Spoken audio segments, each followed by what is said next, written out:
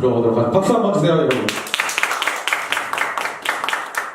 네, 이게 3년 전에 잠깐 제 이야기를 한번 풀어보라고 했는데 하필 이 PT가 딱 그 노트북에 남아있었거든요. 근데 잠깐 가볍게 이야기를 해볼까 합니다. 사실 저의 어린 시절 꿈은 발명가였어요. 초등학교 때, 요즘 초등학교 혹시 꿈을 물어본다면 뭐를 가장 많이 대답하시는 줄 아세요?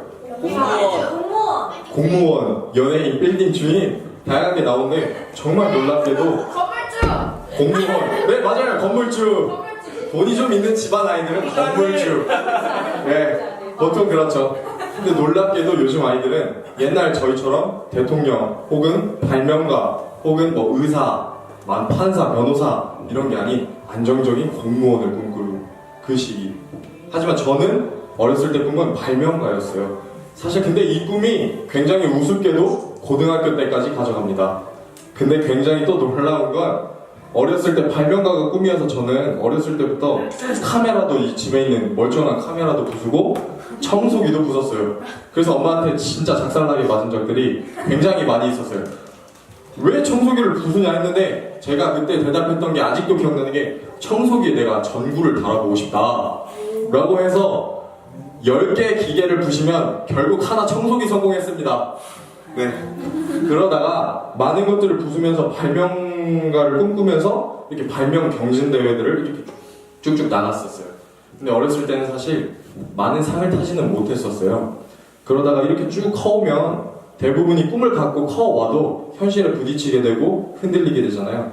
그러면서 저는 이제 이렇게 수상도 하면서 나는 과학자가 돼야지 했던 마음이 중학교 때 바로 현실의 벽을 깨닫게 돼요.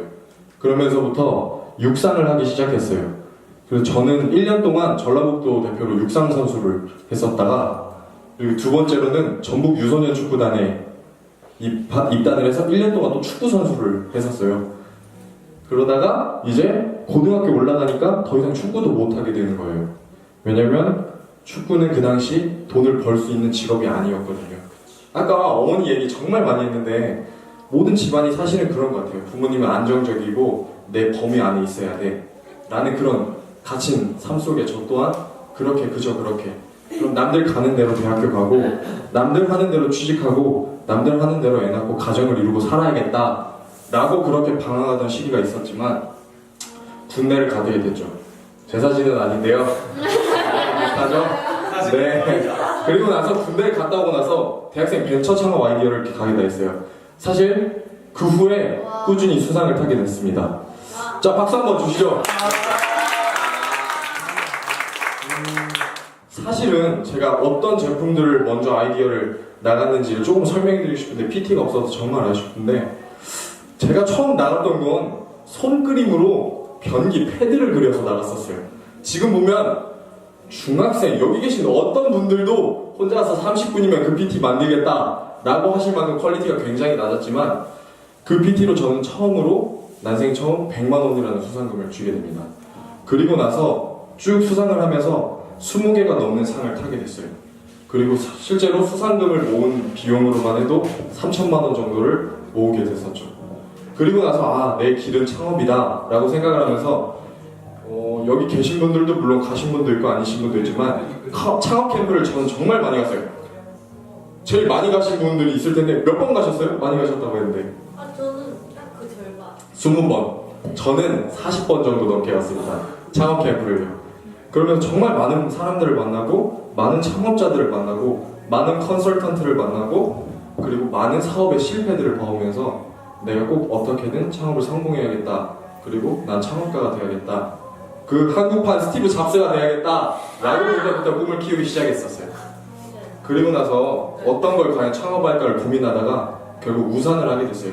비 오는 날 버스를 탔는데 옆 사람이 제 발에 바지에 우산으로 계속 젖게 하는 거예요. 화를 낼 수도 없는데 아우 진짜 왜 이래 막 옆으로 가라고 하고 싶은데 그러지 못했었어요. 그러면서 왜 우리는 1년 동안 160일을 비를 함께 하는데 우산의 변화는 260년 동안 변화가 없었어요. 그래서 우산을 한번 개발해보자 시작을 해서 기존 우산의 문제점들을 조사하게 됐고 뭐 잘 파손되고 분실되고 아까 말한 대로 비 젖게 하고 이래서 우산을 이렇게 만들었어요. 굉장히 막대기 같이 생겼죠. 근데 이 원리를 보면 이렇게 안에서 거꾸로 펼쳐지는 우산 형태예요. 사실 지금은 굉장히 디자인이 많이 바뀌어서 다양하게 나왔었는데 이 우산을 가지고 개발을 해서 특허도 내고 그리고 효성 전북 창업 공모전이라는 대상을 타게 됩니다. 이때 상금이 1,000만 원짜리였어요. 그리고 투자 2억을 원래 약속받게 되었었어요. IR 발표를 끝나고 투자까지 받기를 했는데 그때 마침 효성에서 비자금 사건과 함께 그 우두머리가 잡혀 들어가게 되죠. 그래서 그 후로 투자권이 싹 저와 함께 IR 발표했던 분들이 다 무너졌어요. 그때부터 나는 스스로 자생해야겠다라는 생각을 가지고 다시 한번 사업에 대해 도전하기 시작했습니다. 아마 저는 이때 2억이라는 큰 돈을 투자받게 됐으면 지금쯤 이 자리에 없고 나도 취직을 향해 달려가지 않았을까라고도 생각을 했지만 그래서 오히려 안 받게 된 게 너무나 잘 된 일 같아요. 그리고 나서 한 게 슈퍼풀리라는 그 애니메이션 회사를 세입했어요. 캐릭터를 이렇게 도깨비라는 컨셉으로 개발하게 되고 3D 애니메이션을 만들고 그리고 저를 보면 도깨비 마을을 만드는 게 전주시에 관광 콘텐츠를 만드는 게 꿈이었어요. 언젠가 꼭 만들 건데 놀러 오세요. 그때 다 초대해드리겠습니다. 그래서 도깨비라는 컨셉으로 이모티콘이랑 뭐 패키지 그리고 페이퍼톤이나 컨텐츠들을 쭉 올리면서 저희가 준비해가고 쭉 그러면서 지금까지 저희의 사업이 사실은 안정적이라고 할 수는 없어요.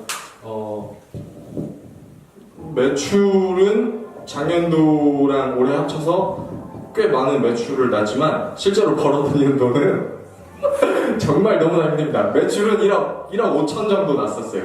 근데 실제로 벌어들이는 돈은 굉장히 적어요. 사업이라는 게 사실 전 사업을 처음 하면서 항상 그 사업을 창업해라, 여러분들도 도전해라 라는 강의 많이 들어보셨죠. 저 또한 창업을 해보니까 어느 정도 동아리 해보니까 그럴 수 있겠다 싶어서 도전해라 라는 강의를 하다가 실제로 사업을 하고 세금을 내고 엄마가 내주는 건강보험이 아니라 내가 내는 건강보험과 함께 고용보험과 함께 전기세와 함께 핸드폰 비와 함께 많은 비용들 월세와 함께 점점 사업의 현실을 깨닫고 사실은 그때부터 아이들한테 창업을 하지 마라 라고 강연을 하게 됐어요.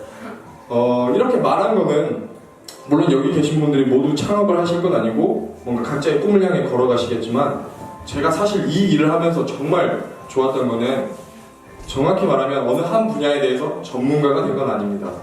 하지만 정말 많은 제품을 만들면서 정말 많은 사업들을 하면서 어떤 사람들이 있고 어떤 제품을 만들 때 어떤 어려움이 있고 그리고 우리의 꿈이 무엇인지 그리고 꿈을 향해 갈 때 내가 어떤 일을 해야 하는지에 대해서 너무나 많이 고민하고 가게 됐다는 점. 그게 사실은 저희가 사업을